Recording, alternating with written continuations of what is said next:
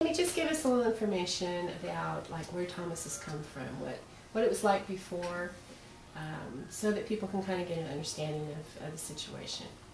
Well, when we would read at night with his daily homework, we were supposed to read 15 minutes every day, he would struggle on very simple words, get his endings mixed up.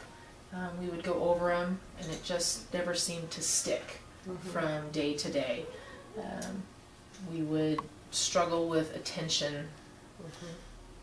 You know, he would get distracted very easily, find other things to occupy his time rather than focus on reading or what he needed to be doing at the time.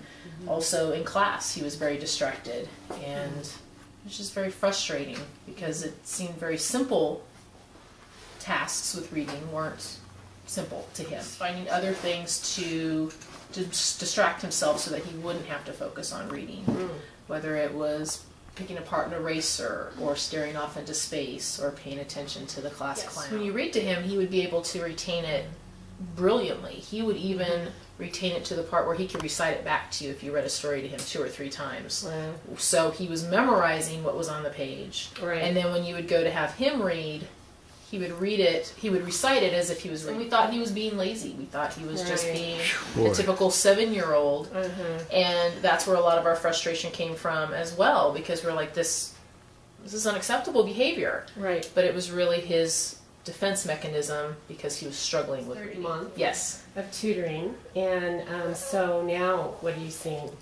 We're seeing he's starting to enjoy reading. He's starting to pick up books, comics, magazines, and reading things, and doing it on his own, not being prompted. And when it is time to read, it's not the best thing. Was actually just picking up like his Lego magazine and actually laying down on the floor and looking through it and understanding what was going on in there. That's exciting. You told me the other day, you used to be in class. Where were you?